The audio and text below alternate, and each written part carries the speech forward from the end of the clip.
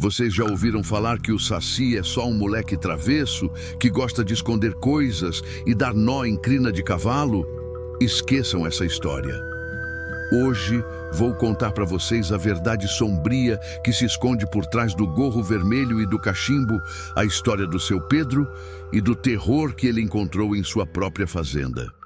A escuridão na roça do seu Pedro não era uma escuridão qualquer. Era um breu pesado, úmido, que parecia engolir todos os sons da noite. Pedro, um homem de 40 anos, cético por natureza, começou a notar que coisas estranhas aconteciam. As chaves da despensa desapareciam, o feijão queimava do nada no fogão a lenha e o leite fresco azedava antes mesmo do galo cantar. Ele dava de ombros, culpava a maresia, a idade, qualquer coisa, mas o vento era diferente. Uma noite acordou com um pio de coruja que parecia vir de dentro do celeiro. Incomodado, ele acendeu o lampião e foi ver. O que encontrou gelou seu sangue. A crina do Lancelote, seu cavalo mais jovem, estava completamente trançada. Não eram nós comuns, eram perfeitos, macabros, apertados de um jeito que seria impossível para mãos humanas desatarem. Era a assinatura. A marca inconfundível. Baixo, quase sem voz, ele sussurrou o nome que rasgava a garganta. Saci. A partir daquela noite, as travessuras infantis deram lugar ao puro medo. O Saci não queria mais brincar, queria aterrorizar. Começou com um assobio agudo, um som que não vinha de fora, mas de dentro da cabeça do Pedro.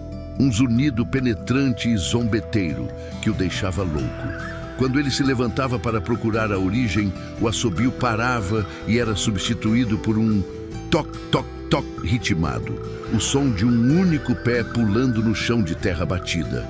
Uma madrugada, o desespero tomou conta. Armado com uma faca de cozinha, Pedro correu para o milharal, atraído pelo barulho de galhos secos se partindo. E então, ele viu. Não era um menino levado. Era uma sombra densa, escura, que girava sobre si mesma, formando um redemoinho de folhas secas e poeira vermelha. Aos poucos, a forma humana se definiu. E no topo, o vermelho vibrante do gorro, uma mancha de sangue na escuridão. O silêncio era total, quebrado apenas pelo baque seco do único pé no chão. Mas o pior eram os olhos. Por baixo da aba do gorro, não havia a malícia de uma criança, mas 2 pontos de brasa, incandescentes, vermelhos como o próprio gorro e cheios de uma maldade antiga, ancestral. O Saci, agora a menos de 10 metros de distância, levou o cachimbo à boca. A fumaça que ele soltou não tinha cheiro de tabaco, mas de enxofre e carne podre. A criatura não fez nada, apenas o encarou. E aquele olhar, junto com o som solitário do pulo, congelou cada gota de sangue nas veias de Pedro. De repente, o Saci soltou uma risada fina que parecia o ranger de uma porta velha e enferrujada.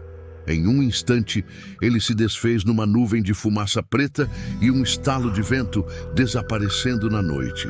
Pedro desabou no chão, sem ar, sem rumo, a alma vazia. Dizem que depois daquela noite, seu Pedro nunca mais foi o mesmo.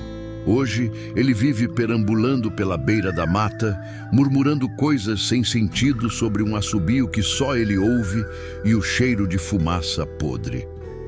O Saci não o machucou fisicamente, mas o condenou a um tormento eterno, uma prisão mental, onde cada som é um pulo e cada sombra esconde o brilho de olhos vermelhos. A lenda diz que para pegar o Saci, você precisa jogar uma peneira no meio do redemoinho. Mas e se o redemoinho não estiver na poeira do chão, mas girando dentro da sua própria mente? Se essa história te deixou com um calafrio, você não vai querer perder os próximos contos. Deixe o seu like se você acredita que o nosso folclore é muito mais assustador do que parece. Se inscreva no canal e ative o sininho para não perder nenhuma lenda sombria. Obrigado por assistir e cuidado com os assobios na escuridão.